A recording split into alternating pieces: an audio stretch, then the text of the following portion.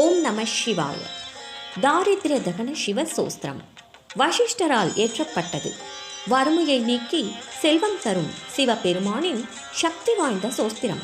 இந்த சோஸ்திரத்தை தினசரி அல்லது பிரதோஷ நாட்களில் பாடிவர விஸ்வேஸ்வரனை வணங்குவது நரக துன்பங்கள் மற்றும் தரித்திரத்தை நீக்கி வீட்டில் செல்வ செழிப்பை உண்டாக்கும்.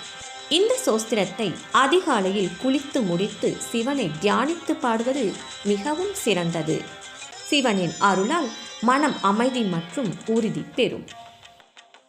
விஸ்வேஸ்வராய நரகார்ணவதாரணாய கர்ணாமிருதாய சசிசேகரதாரணாய கற்பூரகாந்தி தவலாய ஜடாதராய दारिद्र्य दुःख दहनाय नमः शिवाय. दारिद्र्य दुःख दहनाय नमः शिवाय. गौरीप्रियाय रजनीसकलाधराय कालान्तकाय भुजगाधिपकङ्कणाय गङ्गाधराय गजराजविमर्दनाय दारिद्र्य दुःख दहनाय नमः शिवाय. दारिद्र्य दुःख दहनाय नमः शिवाय.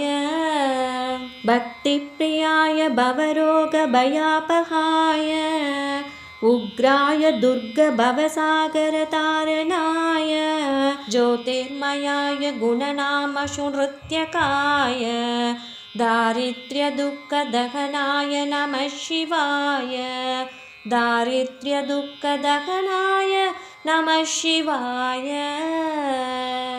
चर्माम्बराय शवभस्म विनेपनाय पालेक्षणाय मणिकुण्डलमण्डिताय मञ्जीरपातयुगलाय जटाधराय दारिद्र्य दुःख दहनाय नमः शिवाय.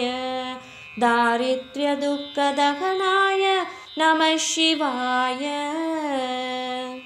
पञ्चाननाय फणिराजविभूषणाय हेमांशुकाय भुवनत्रयमण्डिताय आनन्दभूमिवरदाय तमोमयाय दारिद्र्य दुःख दहनाय नमः शिवाय.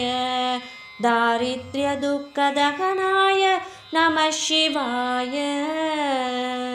भानुप्रियाय भवसागरतारणाय कालान्तकाय कमलासनपूजिताय नेत्रत्यया शुभलक्षणलक्षिताय